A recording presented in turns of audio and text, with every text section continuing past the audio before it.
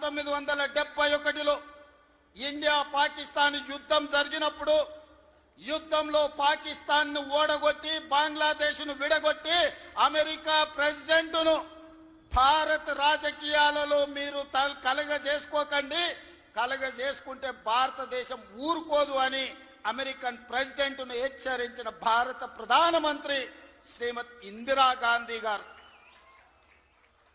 ఈనాటికి ప్రపంచ దేశాలలో ఈ దేశం యొక్క గొప్పతనం, గౌరవం, నాయకత్వ లక్షణాలను చాటి చెప్పిన ఉక్కు మహిళ శ్రీమతి ఇందిరాగాంధీ గారు. వారిని స్మరించుకోవాల్సిన అవసరం ఈ దేశంలో రాజకీయాలలో ఉండే ప్రతి ఒక్కరికి, ఈ యువతరానికి అవసరం ఉన్నది. ఇక మూడో తరం, ఆ తరం గురించి నేను చెప్పాల్సిన అవసరం లేదు. మూడు పదాలు ఎన్టీఆర్.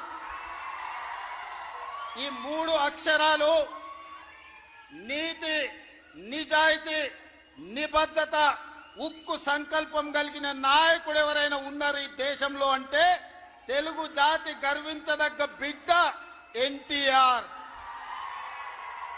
డాక్టర్ బాబాసాహెబ్ అంబేద్కర్, శ్రీమతి ఇందిరాగాంధీ, అన్న ఎన్టీఆర్ ఈ భారతదేశ జాతి రత్నాలు.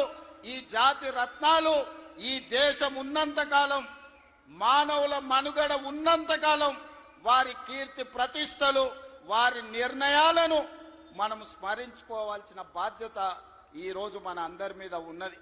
మిత్రులారా, ఈనాడు ఈ కార్యక్రమం తీసుకుంటున్నప్పుడు చాలా మంది చాలా రకాలుగా మాట్లాడుతున్నారు. కాంగ్రెస్ పార్టీ ముఖ్యమంత్రి, పిసిసి అధ్యక్షుడు ఎన్టీఆర్ గారి విగ్రహాన్ని ఏ విధంగా ఆవిష్కరిస్తారు, లేదా ఎన్టీఆర్ గారిది ఆంధ్రప్రదేశ్ హైదరాబాదు నగరం నడిపొడ్డున ఎన్టీఆర్ విగ్రహాన్ని పెడతారా అని కొంతమంది మాట్లాడుతున్నారు. ఈ రోజు నేను స్పష్టంగా ఒక మాట చెప్పదలుచుకున్నా. కులాలకు, మతాలకు, ప్రాంతాలకు, భాషలకు అతీతంగా ఈ దేశం గర్వించదగ్గ నాయకుడు ఎన్టీఆర్. ఆ ఎన్టీఆర్ స్ఫూర్తి హైదరాబాదు నగరం నడిపొట్టున వారి స్ఫూర్తితో పరిపాలన అందిస్తున్న మా ప్రభుత్వం అమీర్పేట్ చౌరస్తాలో మైత్రి వనంలో ఈ దారిలో వెళ్లే ప్రతి వాడికి ఒక స్ఫూర్తిని నింపడానికే ఈ రోజు వారి విగ్రహాన్ని ఇక్కడ మేము ఆవిష్కరించుకున్నాం. ఇది విగ్రహం కాదు, ఇది ఒక స్ఫూర్తి, ఇది ఒక గొప్ప అనుభూతి. ఒక ముఖ్యమంత్రిగా ఎన్టీఆర్ విగ్రహాన్ని ఆవిష్కరించడం అంటే నాకు జీవిత కాలం గుర్తుండిపోయే ఒక మధుర సంఘటన. ఎవరు ఏమనుకున్నా, ఎవరు ఎలాంటి విమర్శలు చేసినా నేను జడవదలుచుకోలేదు. నేను చెప్పదలుచుకున్నా, ఆనాడు శ్రీమతి ఇందిరాగాంధీ గారు ఈ తెలంగాణ ప్రాంతం నుంచి ఒక పివి నరసింహారావు గారిని, ఒక మర్రి చెన్నారెడ్డి గారిని, ఒక పి శివశంకర్ గారిని, ఒక వెంకటస్వామి లాంటి నాయకులను అందిస్తే ఈ తెలంగాణ ప్రాంతానికి అన్న ఎన్టీ రామారావు గారు ఓ మండవ, ఓ తుమ్మల నాయకత్వాన్ని తెలంగాణకు అందించిండు. ఓ మాధవరెడ్డి, ఓ జానారెడ్డి నాయకత్వాన్ని అందించిండు. ఓ దేవేందర్ గౌడ్ నాయకత్వాన్ని అందించిండు. ఓ కడియం సిఆరి, ఒక మోత్కుపల్లి నరసింహుల లాంటి నాయకులను ఈ తెలంగాణకు అందించిండు. అంతెందుకయ్యా, ఈనాడు ఉపన్యాసాలు ఇస్తున్న బీఆర్ఎస్ నాయకుడు కల్వకుంట్ల చంద్రశేఖర్ రావుకి రాజకీయ భిక్ష పెట్టింది ఎవరు? అన్న లేకుంటేనే మీరు నాయకులు అయ్యిండ్రా? అన్న నీడను బతికిన మీరు అన్నగారి గురించి తక్కువ చేసి మాట్లాడు మీకు మంచిదా? వారే కాదు, వారి పేరు పెట్టుకున్న వాళ్ళు కూడా ఈరోజు నాయకులుగా చలామణి అవుతున్నారు. ఆయన ప్రోత్సాహం ఇచ్చి, ఆయన భుజము తట్టి, ఆయన అవకాశం ఇచ్చిన ఓ తుమ్మల, ఓ మండల, ఓ మండవ, ఓ జానా, ఓ మాధవరెడ్డి, ఓ దేవేందర్ గౌడ్, ఓ కడియం సిఆరి, ఓ మోత్కుపల్లి నరసింహులే కాదు, తెలంగాణలో నాయకత్వాన్ని వహిస్తున్న కల్వకుంట్ల చంద్రశేఖరరావును కూడా ఎన్టీ రామారావు గారికి గుర్తించే రాజకీయ అవకాశాలు కల్పించిన సంగతి ఎవరు మరవద్దు. ఇది చరిత్ర. ఇంకొంతమంది ఆయన పేరు మీదనే చలామణి అవుతున్నారు. కొంతమంది నకిలీలు ఎప్పుడు ఉంటారు. వాళ్ళ ఆలోచనలు ఎట్లుంటాయో కూడా మనం చూస్తున్నాం. అందుకే ఇవాళ మిత్రులారా, ఈనాడు మేము అందిస్తున్న ఇందిరమ్మ ఇల్లు కావచ్చు, ఆనాడు ఎన్టీఆర్ గారు మొదలుపెట్టిన పక్కా ఇళ్ల పథకమే ఈనాడు ఇందిరమ్మ ఇళ్ల పథకమని నేను ఈరోజు గర్వంగా చెప్పదలుచుకున్నా. ఈనాడు 3,24,00,000 మంది సన్న బియ్యం ప్రతి పేదవాడు దళిత వాడల్లో అన్నం తింటున్నాడంటే, సంటి పిల్లలకు బుక్కెడు పువ్వ తినిపిస్తున్నారంటే ఆ స్ఫూర్తి వెనకాల అన్న 2 రూపాయల కిలో బియ్యం పథకం ఉన్నదని నేను ఈరోజు చెప్పదలుచుకున్నా. ఇవాళ మేము ఇందిరమ్మ చీరలు ఇస్తున్నాం ఆడబిడ్డలకు. పండుగ పూట నాడు పెట్టే మేము చీర సారెగా భావించి ఈనాడు పాలపిట్టల లెక్క ఈరోజు మా ఆడబిడ్డలు చీర కట్టుకుంటున్నారు. దీనికి స్ఫూర్తి ఆనాడు ఎన్టీఆర్ జనతా వస్త్రాలు పేదవాళ్ళకు అందించి కూడు గుడ్డ నీడ అని ఎన్టీఆర్ ఏదైతే ఆలోచన చేసిండో ఆ స్ఫూర్తి ఈనాడు మా ప్రభుత్వంలో అమలు చేస్తున్న సంక్షేమ పథకాలలో కనిపిస్తుంది. మీరు ఒక్కసారి ఆలోచన చేయండి.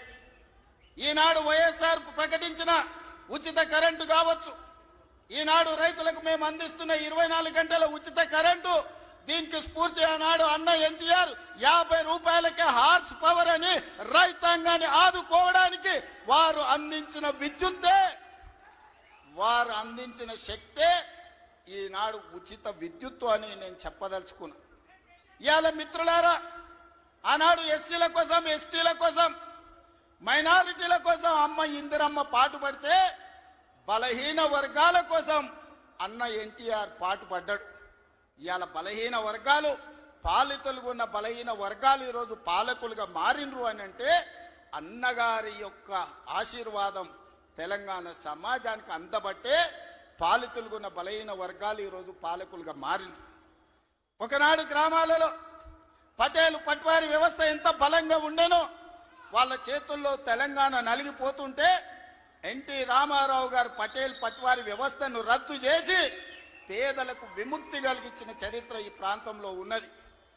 ఆనాడు ఇందిరాగాంధీ గారు సాయుధ రైతాంగ పోరాటాన్ని స్ఫూర్తిగా తీసుకొని దళితులకు, గిరిజనులకు, ఆదివాసీలకు భూ పంపకాలు చేపట్టి అసైన్మెంట్ పట్టాలు ఇచ్చి గ్రామాలలో ఉన్న పేదలకు ఆత్మ గౌరవాన్ని ఇందిరాగాంధీ గారు అందిస్తే పటేలు పట్వారి వ్యవస్థను రద్దు చేసి బలహీన వర్గాల ఆత్మగౌరవంతో బతికే అవకాశం ఎన్టీ రామారావు గారు కల్పించిండ్రు. మిత్రులారా, ఇవాళ ఎక్కడైనా చూడండి మా ప్రభుత్వం అమలు చేస్తున్న సంక్షేమం, మా ప్రభుత్వం అమలు పరుస్తున్న అభివృద్ధి ఇందిరాగాంధీ గారో ఎన్టీఆర్ గారో వారి స్ఫూర్తి కనిపిస్తుంది. ఈరోజు ఇందిరమ్మ ఆశీర్వాదం, అన్న ఎన్టీఆర్ స్ఫూర్తి ఈరోజు మా ప్రజా పాలనలో కనిపిస్తుంది, మా ప్రభుత్వంలో కనిపిస్తుంది, మా నిర్ణయాలలో కనిపిస్తుంది. అందుకే ఇందిరమ్మ మాకు ఎంత ముఖ్యమో ఎన్టీఆర్ కూడా అంతే ముఖ్యం. ఇందిరమ్మ ఒక తరం అయితే ఎన్టీఆర్ ఒక శకం. వాళ్ళిద్దరి కలయికనే ఈనాటి ప్రజాపాలన. ఈ ప్రజాపాలన ప్రజలకు అందుబాటులో ఉంది అనంటే ఒక ఇందిరమ్మ స్ఫూర్తి, ఒక ఎన్టీఆర్ యొక్క ఆలోచన విధానం ఈనాడు మేము అమలు చేస్తున్నాం. మిత్రులారా, ఇవాళ మా నిర్ణయాలు మీరు చూసిండ్రు. ఆడబిడ్డలకు ఆర్టీసీలో ఉచిత బస్సు కావచ్చు, ఆడబిడ్డలకి ఈరోజు అదానీ అంబానీలతో పోటీ పడి సోలార్ పవర్ విద్యుత్ ఉత్పత్తి కావచ్చు, ఆర్టీసీలో ఉచిత ప్రయాణమే కాదు, ఆర్టీసీ 1000 బస్సులు ఆడబిడ్డలను యజమానులను చేసి ఈ రోజు వాళ్ళని వ్యాపారాలలో రాణించే విధంగా చేసినాం. ఆనాడు అన్న ఆడబిడ్డలకు ఏ విధంగా ఆస్తిలో హక్కిచ్చుండో ఈనాడు 1 కోటి మంది ఆడబిడ్డల్ని కోటీశ్వరులను చెయ్యాలన్న లక్ష్యంతో మా ప్రజాపాలన పనిచేస్తుంది. మా సీతక్క, మా బట్టి విక్రమార్క గారు దీన్ని అమలు చేస్తున్నారు. ఇవాళ మేము గర్వంగా చెప్పదలుచుకున్నాం, అన్నగారు అదేవిధంగా ఇందిరమ్మ స్ఫూర్తితో 1 కోటి మంది ఆడబిడ్డల్ని ఇవాళ కోటీశ్వరులను చెయ్యాలి అని మా ప్రభుత్వం ప్రయత్నం చేస్తుంది. అందుకే మిత్రులారా, ఇవాళ మా ప్రభుత్వం రైతు రుణమాఫీ కావచ్చు, రైతు భరోసా కావచ్చు, రైతులకు ఉచిత కరెంటు కావచ్చు, రైతు రుణమాఫీ 21,000 కోట్ల రూపాయల రద్దు చేసిన విషయం కావచ్చు, ఇవన్నీ రైతుల కోసం మేము అమలు చేస్తున్న సంక్షేమ పథకాలు. ఇవాళ రైతులు పండించిన సన్న వడ్లు 500 రూపాయల బోనస్ ఇచ్చి ఈనాడు మేము కొనుగోలు చేస్తున్నామంటే రైతును రాజును చెయ్యడమే లక్ష్యంగా, వ్యవసాయాన్ని పండగ చేయడమే లక్ష్యంగా ఈరోజు మేము పనిచేస్తున్నాం. ఇవాళ మహిళలందరికీ అవకాశం ఇవ్వాలి అని స్థానిక సంస్థల్లో ఆనాడు మహిళలకు రిజర్వేషన్లు ఉండాలని రాజీవ్ గాంధీ గారు నిర్ణయం తీసుకుంటే ఆ నిర్ణయాన్ని అమలు చేసిన గొప్ప నాయకుడు ఎన్టీఆర్ ఈ రోజు స్థానిక సంస్థల్లో ఆడబిడ్డలకు 50% అవకాశాలు ఆనాడు రాజీవ్ గాంధీ నిర్ణయం తీసుకుంటే ఎన్టీఆర్ అమలు చేస్తే ఈ రోజు ఆడబిడ్డలకు స్థానిక సంస్థల్లో ఈ రోజు రిజర్వేషన్లు వచ్చినాయి. ఆ స్ఫూర్తితో ఈనాడు శాసనసభలో, లోక్సభలో మహిళలకు రిజర్వేషన్లు ఉండాలి, 33% ఇవ్వాలి అని ఈ వేదిక మీద ఉన్న మేమందరం కట్టుబడి ఉన్నాం. రాబోయే ఎన్నికలు 33% రిజర్వేషన్లు ఈ రోజు మహిళలకు ఇచ్చే విధంగా మేము ముందుకు వెళ్తామని నేను తెలియజేస్తున్నాను.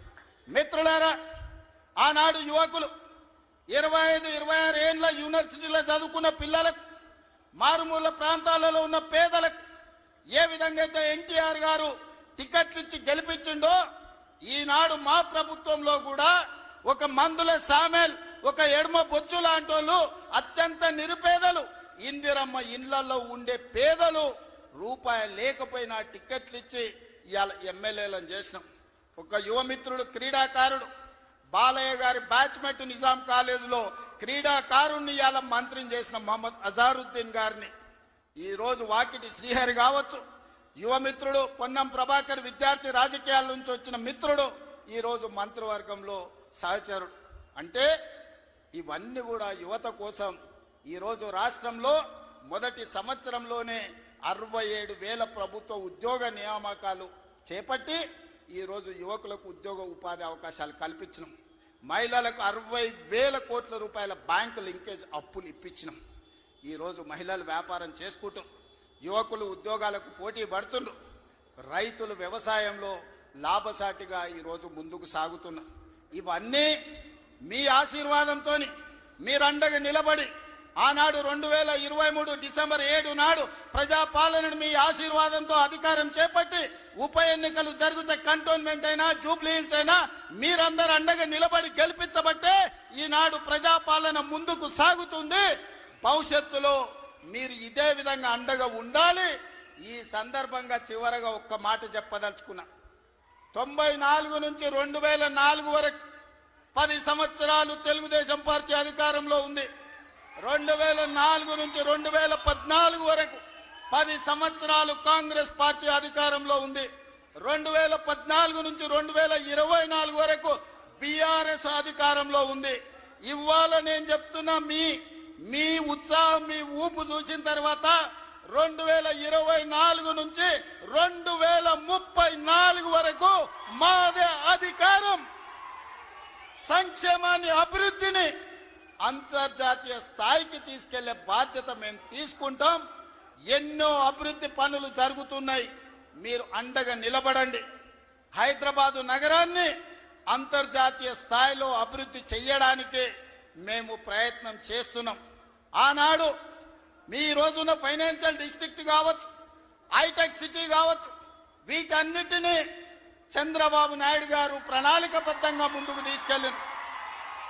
ఇవాళ మా ప్రభుత్వం 30,000 ఎకరాలలో ఎయిర్పోర్ట్ కి కూతవేటు దూరంలో భారత్ ఫ్యూచర్ సిటీని నిర్మిస్తున్నాం.